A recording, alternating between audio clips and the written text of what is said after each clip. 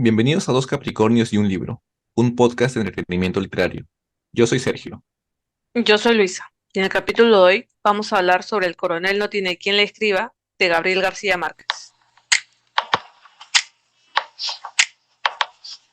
Gabriel García Márquez fue escritor y periodista.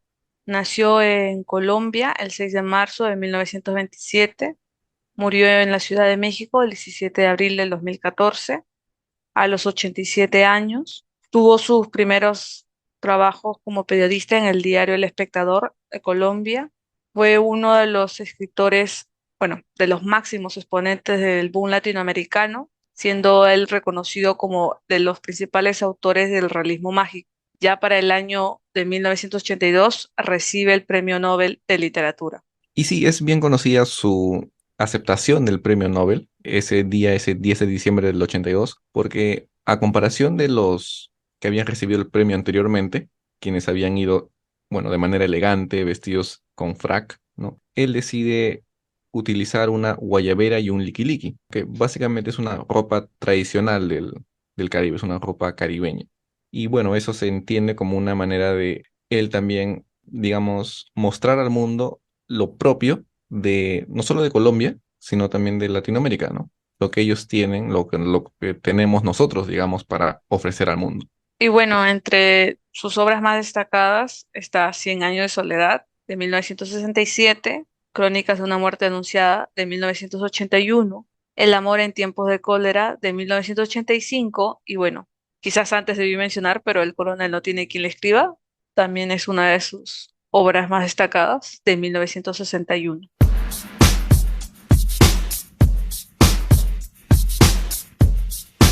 Bueno, y para empezar esta sección del podcast, quisiera empezar preguntándote, Luisa, porque tú fuiste quien propuso esta novela para discutirla en el podcast. ¿Por qué decidiste esa novela? ¿Por qué la colocaste en nuestra selección para esta temporada? En términos prácticos, porque es corta. Ya.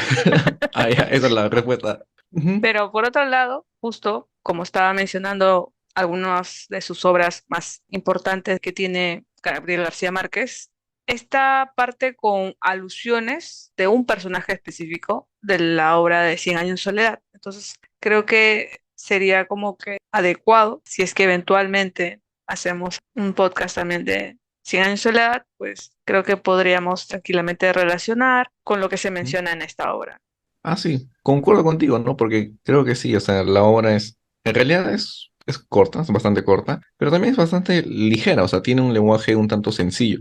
Entonces, me parece que también es un buen, digamos, acercamiento a la obra de García Márquez, ¿no? Porque quizás empezar con Cien años de soledad sea un poco denso, porque aparte de que es un poco grande, no me van a dejar mentir, pero es un poquito confuso, puede ser, ¿no? Porque hay una gran cantidad de personajes. Bueno, y también porque justo es la obra donde más se expone el realismo mágico, que es lo más destacado de la escritura, ¿no? De la pluma de García Márquez. Por otro lado, también, ya siendo un poco más crítica con El coronel no tiene quien le escriba, pues sí, sí tiene algo de realismo, pero no es tal cual como Cien años de soledad.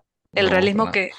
que expone acá Gabriel García Márquez más se refiere a la representación del contexto, de lo que se da, de la vida humana, ya sea no solamente en su cumbre, sino también en su decadencia, ¿no?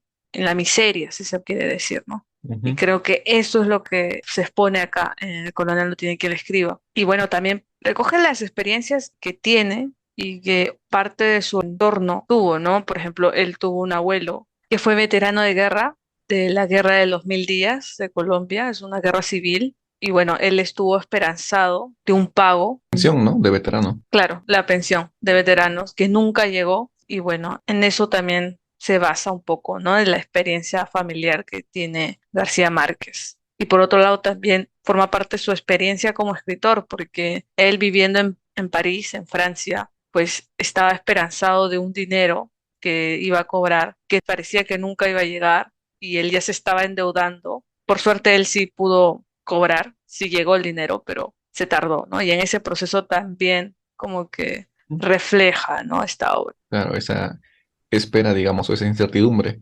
Porque sí, ahora que mencionas sobre el abuelo de García Márquez, recuerdo haber leído una entrevista sobre él que decía que su abuelo lamentablemente murió esperando esa pensión, o sea, nunca le llegó, pero su abuela como que lo reconfortaba al, bueno, a un joven Gabriel García Márquez, diciéndole que no se preocupara, ¿no? O sea, a su abuelo nunca le llegó su pensión, pero le podría llegar a sus hijos, o si no, y si no le llega a sus hijos, le podría llegar bueno, allá a su nieto, ¿no? A García Márquez. Y si no llega a él, le podría llegar a, ¿no? Como que, pero que en algún momento va a llegar. Y Gabriel García Márquez cuenta también cómo es su abuela, pero en general creo que menciona a sus dos abuelos, ¿no? Que tuvieron esta, digamos, esta influencia en su escritura, porque, por ejemplo, de su abuela específicamente dice que ella solía contarle cosas de lo más absurdo, pero de manera natural. Entonces ahí como que se puede rastrear un poco esta semilla de lo que viene a ser ya en su escritura posterior el realismo mágico, ¿no? Porque finalmente el realismo mágico es un poco eso, ¿no? Contarte cosas o eventos fantásticos de una manera tan natural que también un poco te... Wow, ¿qué está pasando acá, no? Eso es lo que vemos, por ejemplo, en Cien años de soledad. Y sí, y también comentar sobre otro detalle que mencionaste y que es justamente verdad. Bueno, si bien hablábamos, por ejemplo, en el episodio anterior sobre estos elementos autobiográficos que Vargas Llosa introduce en su novela, ¿no? Acá también tenemos varios elementos autobiográficos que García Márquez introduce en esta novela, ¿no? Por ejemplo, tenemos lo que ya acabamos de mencionar sobre la espera de su abuelo y lo que también mencionas de la espera de esta pensión que él mismo estaba, bueno, la expectativa, ¿no? Porque él estaba trabajando en este diario que se llamaba El Espectador en Colombia, pero este diario había sido clausurado, había sido cerrado por el gobierno, entonces, bueno, y su pago entonces no llegaba y él ya se veía, pues, como tú dices, endeudado y tenía que hacer estos ciertos pininos por ahí, Ademanes. pininos por allá, claro, ¿no? Tenía que vérselas por sí mismo. Y es curioso porque justamente, bueno, es en ese contexto en el que va a ir escribiendo.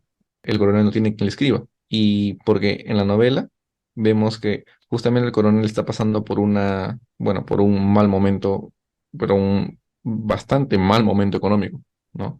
También esa ficción corresponde un poco con la realidad de García Márquez, porque en la novela, por ejemplo, bueno, después vamos a llegar a analizar, digamos, o desmenuzar más a detalle la novela, pero para ir soltando, por ejemplo, vemos que en la novela es la esposa quien está como que presionándolo, ¿no? A García Márquez, perdón, al coronel. Pero en la realidad tenemos que García Márquez estaba conviviendo, o convivió al menos por un año, me parece, con una amiga suya que posteriormente se convierte en su pareja, que se llama Tacha, ¿no? Tacha Quintanar. Y justamente esta compañera, posterior pareja de García Márquez, es quien les intenta o lo insta a, bueno, o sea, ya no puedes escribir o el diario, o bueno, el diario ya no te va a pagar, entonces intenta hacer otra cosa, ¿no? Pero García Márquez o sea, se sentía un tanto amarrado, impotente, porque él decía que no podía hacer otra cosa más que escribir. Entonces ahí vemos que también García Márquez tiene esta presión exterior, ¿no? Por hacer algo que no le nace, ¿no? Y eso quizás también podemos ver unos esbozos en la propia historia del coronel, ¿no? Entonces es bastante interesante todos estos detalles, estos paralelos que podemos realizar entre su propio, bueno, entre el contexto en el que vivía, ¿no?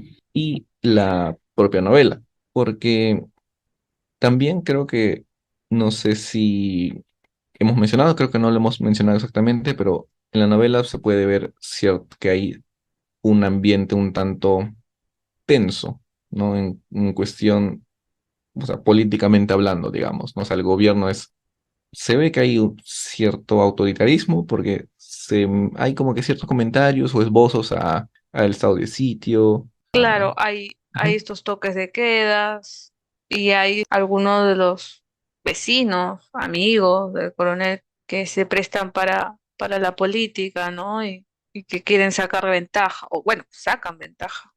Sí, efectivamente, ¿no? Y eso es justamente la realidad que vivía Colombia en ese momento también, ¿no? Porque Colombia se encontraba bajo un régimen dictatorial en ese momento. Todos esos detalles finalmente es que García Márquez recoge y plasma en la novela, porque también recordemos, como estábamos mencionando la sección anterior, ¿no? Que él nunca dejó, o bueno, digamos, trabajó a la par, ¿no? Su escritura novelesca, digamos, o literaria, meramente literaria con su labor periodística. Entonces, va también quizás un poco por ahí.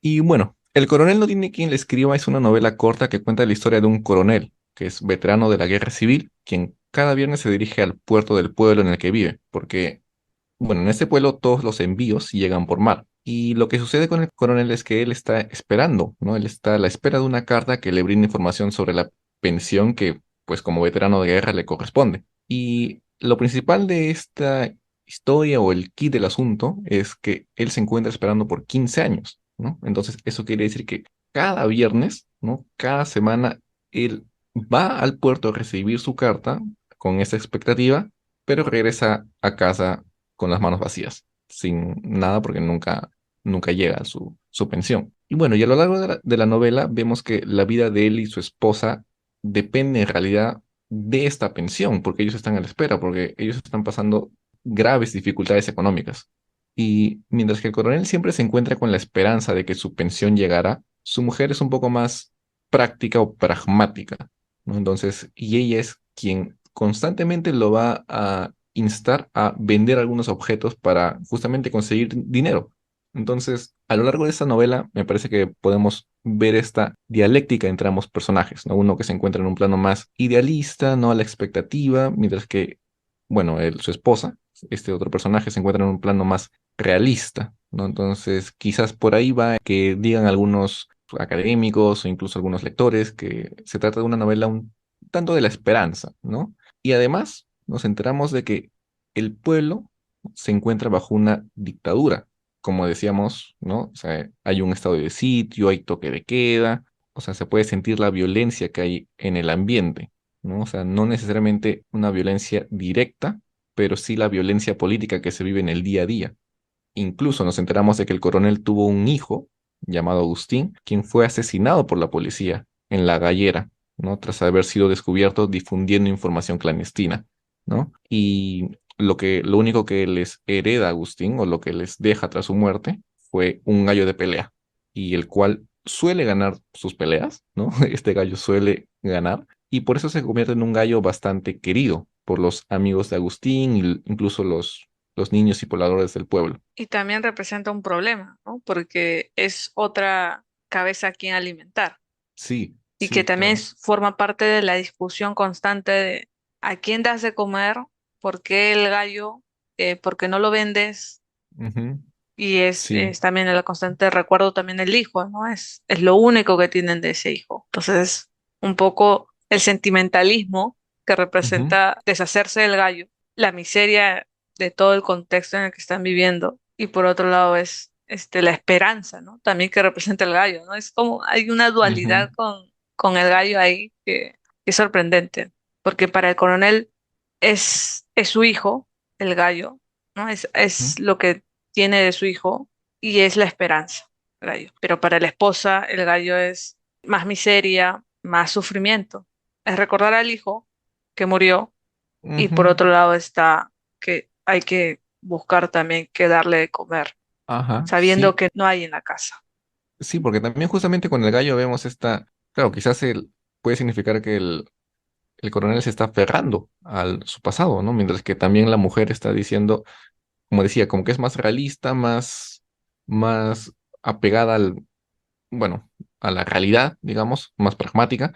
Eh, ya, bueno, el gallo más bien nos está quitando que comer, ¿no? Tenemos que también velar por el gallo cuando nosotros ni siquiera tenemos café, ¿no? Para tomar en el desayuno. Entonces, sí, es esta suerte de problema, digamos, que causa en la pareja, ¿no?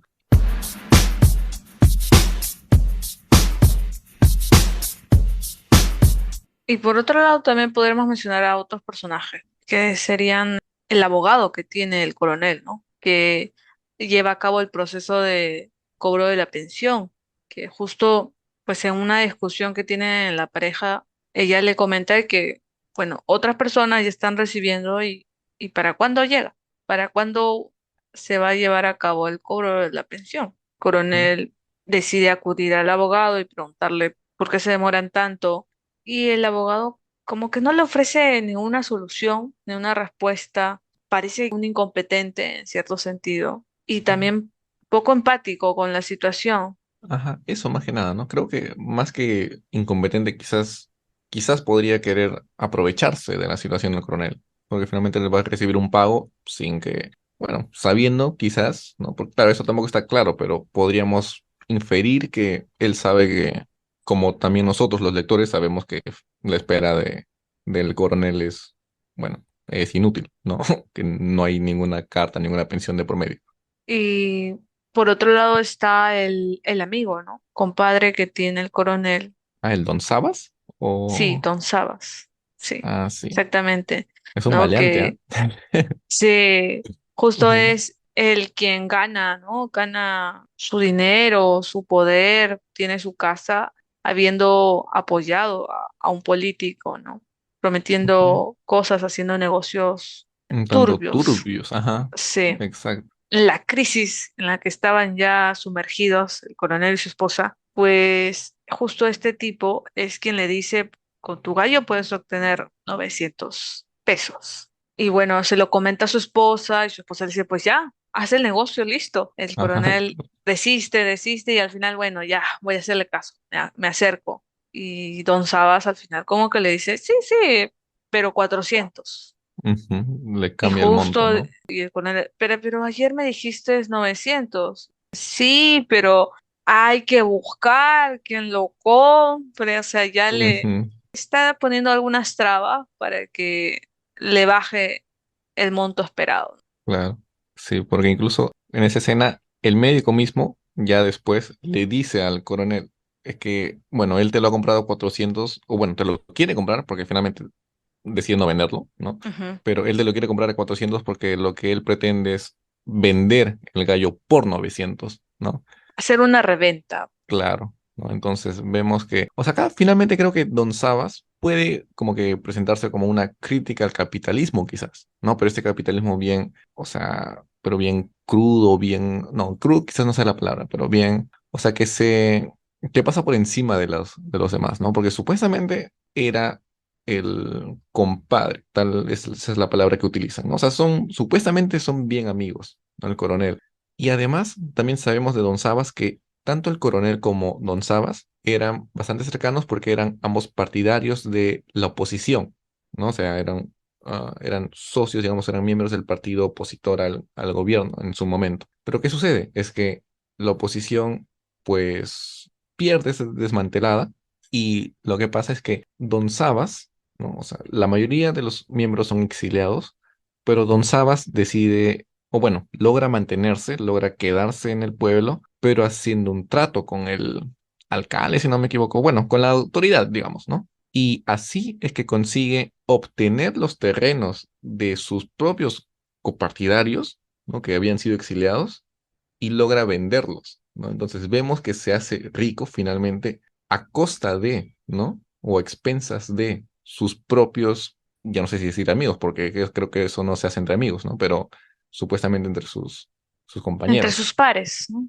Ajá, ¿no? Entonces, creo que Don Sabas o el personaje de Don Sabas va un poco por ahí, ¿no? Que es un capitalismo duro que ya no, o sea, se le extrae todo tipo de moralidad, ¿no? Que es hacer dinero por hacer dinero, o tenga que hacer lo que tenga que hacer, ¿no? Porque también recordemos un detalle que Don Sabas es, o bueno, o fue, digamos, padrino del hijo del coronel, o sea, fue padrino de Agustín, ¿no? Entonces, veamos esa supuesta cercanía que había, pero a pesar de todo, Don Sabas quiere aprovecharse del coronel, ¿no? Así como se aprovechó de sus copartidarios exiliados.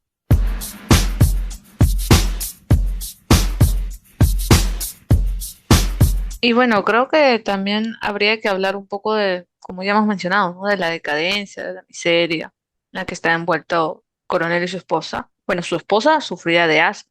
Y bueno, el coronel creo que solamente tenía un par de zapatos, contaba con pocas prendas para su uso. Y creo que al inicio de la obra hay un velorio, un entierro al que acuden como Ujú. pareja y creo que ese día y tenían que usar su paraguas y bueno, el paraguas estaba en En un pésimas estado muy condiciones, malo, ¿no? Sí. claro, prácticamente estaba agujereado. Ujú. Sí, y bueno, y es interesante. O sea, esa escena, por ejemplo, es interesante porque he leído bueno, digamos, un pequeño artículo de este autor que es Laveson, ¿no? Bueno, yo lo estoy pronunciando tal cual. A lo mejor se pronuncia de otra manera, no lo sé. Quizás lo deje escrito por la descripción, ¿no? Pero es que él habla sobre cómo el coronel, ¿no? Utiliza el humor, ¿no? Como, digamos, como sistema de autoprotección, ¿no? O, digamos, alejarse de su propia realidad, ¿no? Porque, o sea, en la realidad, justamente, vemos que no tiene que comer, vemos que para cada desayuno tiene que raspar, ¿no? O sea, ese tarro de café para que salga un café con óxido, ¿no? Vemos que la mujer misma tiene que hervir piedras a veces para evitar que los vecinos noten que no están cocinando nada y por ende no están comiendo nada. Entonces, para olvidarse todo eso, tiene estos mecanismos de defensa, digamos, ¿no? Que justamente es el humor, ¿no? Por ejemplo, cuando él saca este paraguas, lo que dice es que, claro, ese paraguas ya solo sirve para contar las estrellas, ¿no? Como que algo así. Y, o sea, es interesante porque o sea, este tipo de cositas, o por ejemplo, también hay otra escena que la que recuerdo, que, bueno, es algo así como su mujer lanza un comentario sobre el estado físico del coronel, ¿no? O sea, sobre su extrema delgadez. Y el coronel le responde, no recuerdo exactamente la cita, pero es algo así como, sí, lo que sucede es que me voy a vender en una fábrica de clarinetes. Entonces, bueno, si sabemos que es un clarinete, es básicamente una flauta un poco más grande, ¿no? Entonces, y bueno, sabemos que es bien delgada, ¿no? Entonces, este tipo de humor, digamos, es una manera en que puede alejarse también de la realidad en la que puede sentirse o puede estar sufriendo el coronel, ¿no? Entonces, como digo, es un mecanismo de autoprotección, ¿no? Que también funciona porque, bueno, siguiendo a este autor que menciono, bueno, él en realidad cita a otro autor que es Henry Bergson, ¿no? Y Bergson, por ejemplo, da esta situación, ¿no? Y es como si estuviéramos viendo un espectáculo de danza y bueno, o sea, escuchamos la música, vemos a los bailarines, pero, y entonces, esa es como que toda la situación. Pero, ¿qué pasa si quitamos la música? ¿No? O sea, y solo vemos a los bailarines danzar. Y esos movimientos se tornan un tanto graciosos, ¿no? Un tanto, no sé, paródicos, ¿no? Así como si tú ves a una persona moverse de la nada sin música, es como que, ok, ¿no? Puedes pensar que hay algo extraño. Y lo mismo sucede en esta situación, ¿no? Es que se vuelve paródico porque le extraes algo. En este caso, de la pobreza del coronel, él puede verlo de esta manera, con humor, con esta suerte de comicidad, porque extrae estos sentimientos, digamos, ¿no? Él no lo vive o sea, verdaderamente, ¿no? Porque él está viviendo, digamos, o él, como decía un poco al inicio del análisis que hemos empezado, es un poco más idealista, ¿no? En contraste con su esposa. Porque también, no sé tú, Luisa, pero a mí al menos me hizo recordar un poco este mito quijotesco, digamos, o un poco el Quijote, ¿no? En que, como se dice, como se tiene esta idea de que el Quijote es el que está básicamente volando en las nubes, ¿no? Que es el personaje idealista, mientras que Sancho es el personaje más realista, ¿no? Y se ve esta interacción. Que, claro, aunque de todas maneras, Sancho, tanto como la esposa del coronel, también tiene cierta participación en este idealismo del otro personaje. O sea, no es como que un contundente no y es una división, ¿no? Sino es como que cierta, no sé, hay como que cierta relación, ¿no? A pesar de que hay este contraste, ¿no? Porque, por ejemplo, se basa, digamos, o bueno, tiene en mente unos valores que son un tanto anticuados para la época en la que él vive, ¿no? O sea, son nobles, obviamente, pero para la época ya resultan, o sea, no, en la realidad uno tiene que ser más, digamos, más vivaz, más práctico, digamos, ¿no? Y eso también lo podemos ver un poco en el coronel, ¿no? El coronel siente, o quizás su sentido de justicia es mucho más fuerte, ¿no? Porque él, como veterano, él sabe que él debe recibir una pensión, ¿no? Entonces, eso es lo justo, ¿no? Entonces, él tiene la certeza y la esperanza de que esa pensión va a llegar. O entonces, este es como que el valor, bueno, un tanto ideal al que él se aferra, pero la realidad nos dice otra cosa completamente distinta. Ya sabemos que su espera es, bueno, no tiene ninguna finalidad, se vuelve un tanto, un poco absurda hasta cierto punto. Entonces, no sé, eso es lo que me recuerda un poco, ¿no? Porque vemos que, o sea, por ejemplo, con el Quijote sabemos cómo va a acabar su situación, digamos, cuando quiere enfrentarse a estos gigantes que sabemos que son molinos de viento, ¿no? O sea, sabemos cuál es el final. Con el coronel se encuentra esperando, ¿no? Y sabemos también cuál va a ser el resultado, cuál va a ser el final.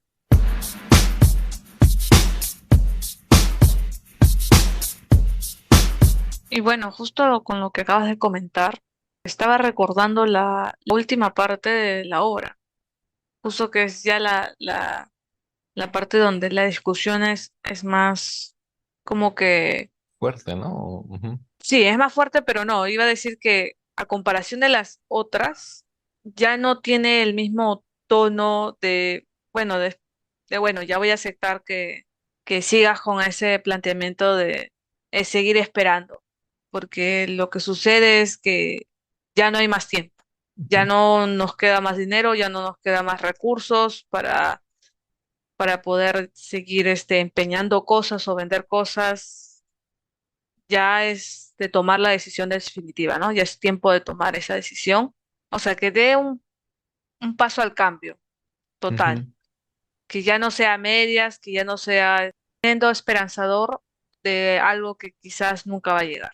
Entonces la ujú, esposa le dice, ya vende al gallo, véndelo por otro lado o véndelo al Don Sabas, porque ya no tenemos para comer. Y el coronel insiste en no venderlo, en que el gallo es del pueblo, que puede obtener algo más, continuando con las peleas, ¿no? De gallos, y siendo él, ¿no? El propietario, podría ganar el 20%, pero la esposa no lo aterriza de nuevo en la idea, le dice, pero vas a ganar si, o sea, vas a ganar ese dinero si es que en realidad el gallo lo gana la pelea. Si es que ujú, no, no sabemos qué pasa. Entonces el coronel de ahí comienza a aterrizar todo de nuevo, se baja de la nube y dice, ya, entonces devuelve los zapatos nuevos que me has comprado. Le dice, no lo podemos devolver porque ya los he usado, ya pasaron un mes, pero lo he usado 2 veces. Yo voy a insistir en que me devuelvan el dinero. Y si no quieren, insistiré. O sea, sigue negándose, sigue peleando. Y de ujú, nuevo la esposa le dice, ¿cómo vamos a conseguir para comer?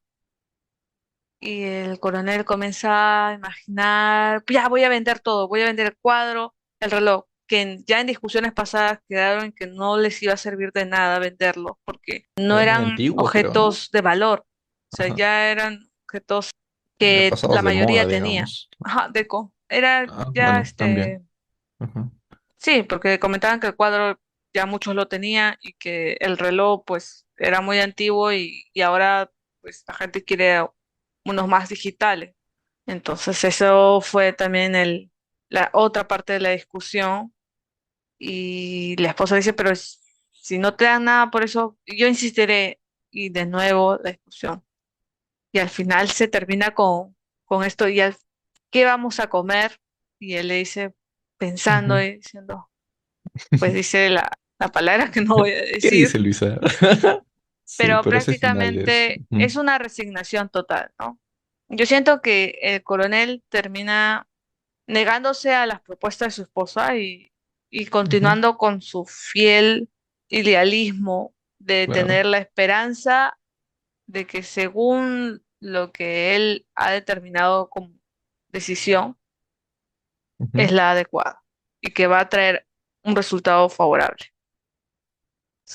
ujú. Y ahí está, ¿no? Porque justamente lo que le desespera a su esposa es que él tenga tanta fe o tanta esperanza en algo que no es certero, ¿no? O sea, esa incertidumbre es lo que la estresa, la carcome, ¿no? Mientras que más bien es esa incertidumbre la que, digamos, le da justamente fortaleza, podríamos decir, al coronel, ¿no? Porque a lo largo de todo el texto hemos visto que él está esperanzado en la carta, ¿no? En la pensión que nunca va a llegar. Pero justamente al final, en esa parte, vemos que ahora la esperanza ya no recae tanto en la carta, quizás, pero recae en este resultado favorable, ¿no? Porque al menos, por lo menos la esposa puede ver, ya, o sea, puede ganar, pero ¿qué pasa si no gana? ¿No? O sea, hay estos dos posibles escenarios, pero el coronel justamente bueno, es incapaz de ver o simplemente no quiere ver, ¿no? Ese segundo escenario. Para él, lo único en lo que él confía es que ese gallo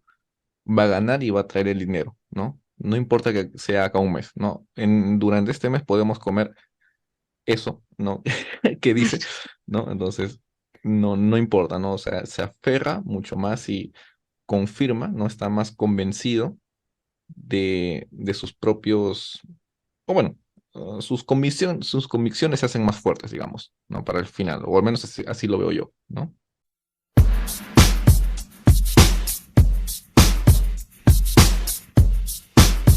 Mm, Y bueno, si solamente nos enfocamos en la perspectiva de la esposa, pues ella lo que está viendo es, ya estamos endeudados. Si bien no son unas deudas exorbitantes y son explícitas, pero la cuestión es que el gallo, como ya dijimos, es del pueblo, es decir, ya hubo un momento donde el coronel ya no tenía más que comer y se acerca a los amigos, ¿no? A los conocidos de su hijo Agustín. Y bueno, ellos le ofrecen alimentar al gallo. Entonces, gracias a ese compromiso que tienen sus amigos, pues pueden darle alimento al gallo para que sobreviva y en parte también ellos mismos, porque la esposa coge un poquito del maíz para hacer la masa morrita que ya habían dejado de comer mucho tiempo. Entonces, hay un poco que se balanceó, ¿no? Esta hambre, ¿no? Que estaban teniendo ya. Y ujú, por otro lado también está que los amigos de Agustín le decían, ¿no? Bueno, el gallo va a pagar eventualmente, ¿no? En una ujú, pelea lo va a pagar esta inversión que estaban haciendo. Entonces, por eso ahí había una deuda ya. Y por otro lado, con Sabas, pues cuando acude el coronel, don Sabas le dice, ya tengo un viaje que hacer, el lunes lo vemos, te doy 60 pesos y ya de ahí arreglamos y vemos lo del negocio. Y entonces, ya con esos 60 pesos ya estaban haciendo algunas compras, ¿no? Compraron la zapatilla, compraron algunos alimentos.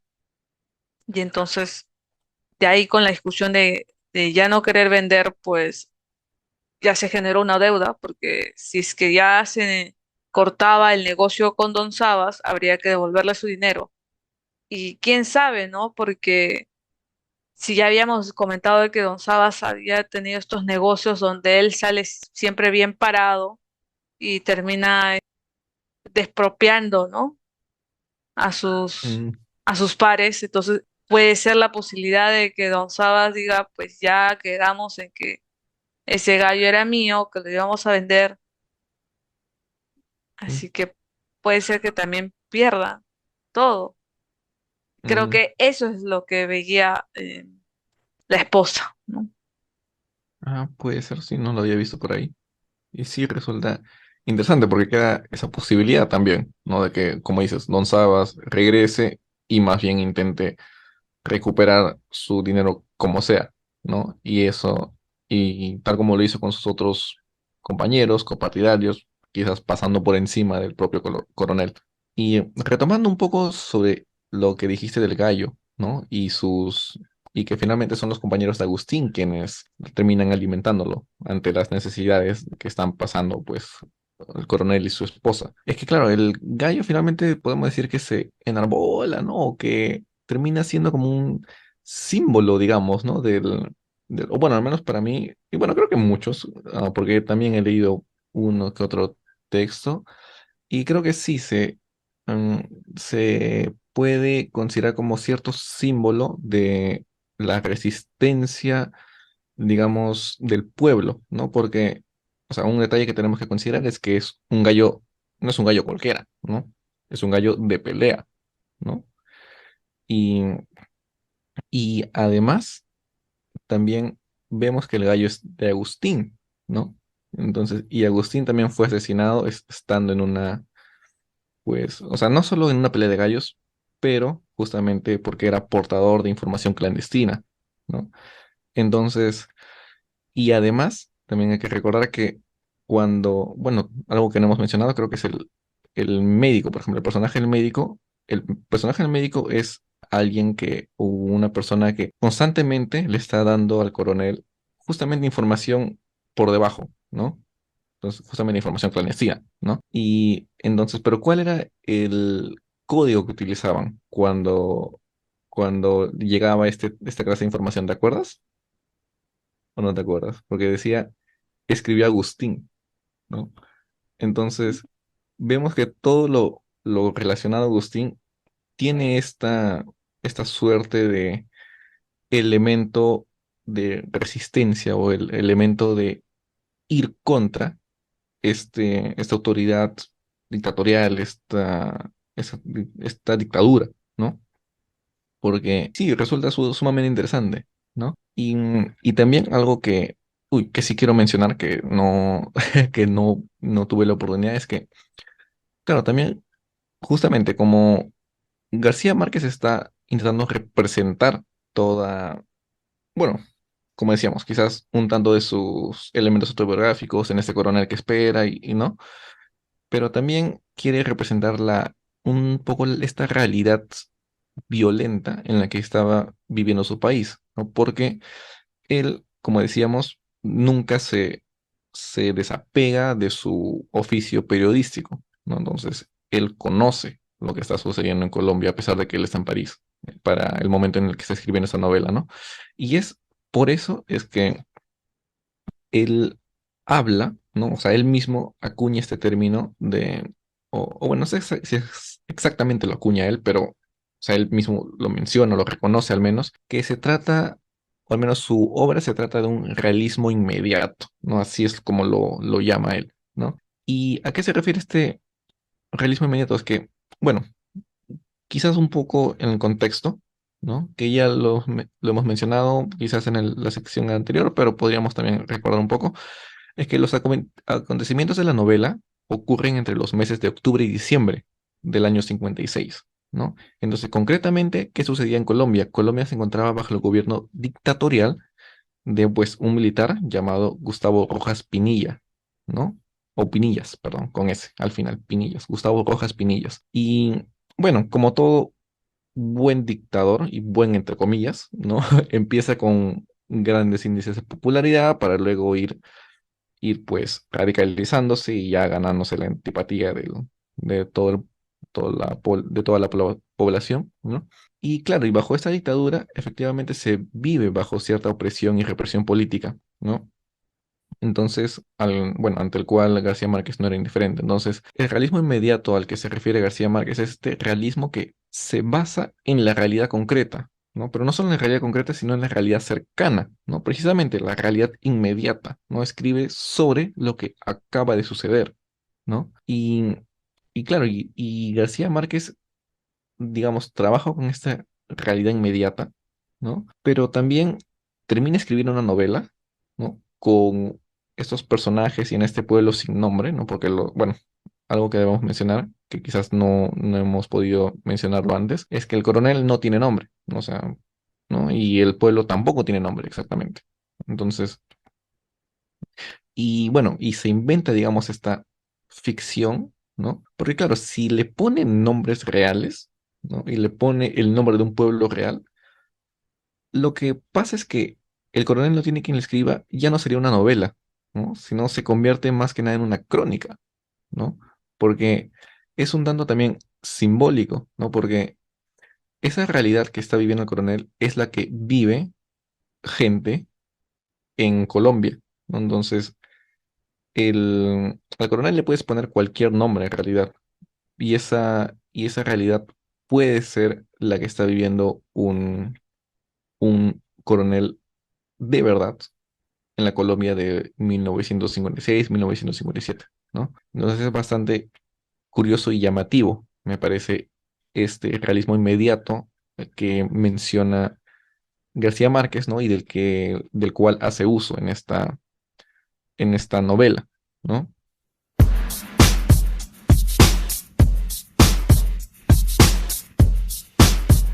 Por último, después de haber analizado la obra del coronel No tiene quien le escriba de Gabriel García Márquez, sería bueno saber, Sergio, a quién recomendamos esta obra o por qué leer esta obra. Ujú. Ok, bueno, yo digo que Gabriel García Márquez es un autor de suma importancia para, al menos, bueno, Latinoamérica, obviamente, aunque creo que también mundialmente tiene cierto reconocimiento, ¿no? Entonces, si uno quiere aproximarse a la obra de Gabriel García Márquez y alguien que no está familiarizado, creo que esa novela viene a pelo porque, como dijimos al principio, es una novela sencilla, es, digamos, y corta, ¿no? Y con sencilla me refiero a que tiene un lenguaje que es, bueno, es justamente sencillo, es entendible, no es tan enredado quizás como decíamos, como Cien años de soledad, porque comenzar con o aproximarte a García Márquez de frente con Cien años de soledad puede ser un reto. No digo que sea imposible, pero puede ser retador. Entonces, si quieres algo más tranquilo, puedes comenzar a leer el coronel no tiene quien le escriba, sobre todo también por su longitud, porque sinceramente, o sea, si te enfocas, si se enfocan bastante, pueden acabarlo en un día tranquilamente, pero creo que sí es sencilla y, y también es bastante, quizás, no sé, es como que, no sé si es decir sentimental, pero como que también apela al lector, ¿no? Porque tú puedes sentir, ¿no? Justamente o este personaje del coronel, ¿no? O sea, puedes vivir, digamos, lo que él está viviendo, ¿no? O sea, como que puedes congeniar con su esperanza, ¿no? Con esta suerte también de un poco de ingenuidad del coronel, ¿no? El personaje que también como que le brinda cierta, no sé, como que causa cierta ternura al mismo tiempo, ¿no? Que es bueno, es alguien que tiene simplemente estos ideales en un mundo que simplemente no Es es cruel. el que, ujú, sí, ¿no? Entonces, bueno, va por ahí, ¿no? Lo que tengo que decir, ¿no? Por mi parte, yo tengo que decir que es una lectura, al igual que tú mencionas, es ligera, es sencilla de leer. Sin embargo, creo que el público que debería leerlo, pues debería ser adulto, ¿no? Porque la temática es muy cruda y es explícita. Y creo que un joven escolar le podría ser difícil entender la, la miseria, ¿no? Las representaciones crudas del hambre, ¿no? De esa esperanza. Ujú. Por No, otro lado, no, solo iba a decir que sí, podría ser quizás un poco difícil entender como que a cabalidad todo, ¿no? Quizás para un escolar, ¿no? Pero nuevamente, quizás no sea imposible, pero quizás puede ser un poquito más complicado, ¿no? por otro lado, creo que como ya habíamos mencionado en la parte de análisis, pues ese toque de comicidad, a pesar de estar discutiendo o estar teniendo un mal momento, Ujú, le aporta algo, ¿no? Es un poco como tú dijiste, ¿no? El coronel se intenta resguardar de la crueldad en la que vive y de esa negatividad que quizás convive con su esposa, ¿no? Pero en términos generales, esa comicidad es necesaria, siento que es necesaria y es real. ujú, Es parte como también yo llevo a cabo ciertas situaciones, creo, hay una suerte de interpelación por ese lado, porque bueno, hasta en las crisis hay que sonreír, creo, hay que reír un ujú, poco, o si no se ujú, vuelve un caos también la vida. Y por otro lado, la parte del realismo. Creo que es muy interesante el tema de esta representación. A mí me hace pensar un poco en cuando viajas en el bus, en el tren o en el taxi, si quieres. Pues si miras hacia la ventana, ves la calle, ves gente caminando tanto para su colegio, universidad, trabajo, o simplemente están trabajando ahí en las calles. Entonces, ves personas, ves historias. Y creo que eso es un poco también lo que me hace pensar esta obra, ¿no?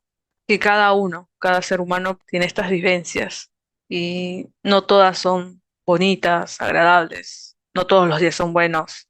Y creo que es eso, es una representación de la vida misma, de cómo estamos llevando el proceso, ¿no? El proceso que quizás pueda ser diferente, pero creo que es una obra en ese sentido que te permite interpelar, te permite empatizar con el personaje principal, que sería el coronel, y también con su esposa, porque en algún momento creo que uno puede ser tan idealista como el coronel, tan optimista y tan esperanzador de que las cosas pueden cambiar, pero en otros días podemos ser como la esposa, ¿no? Más determinadas, que racionalizamos todo y Ujú, no nos dejamos llevar por el sentimentalismo. Y sabemos que la única manera de conseguir las cosas quizás sea avanzar y dejar todo atrás. ujú, Entonces, claro. creo eso.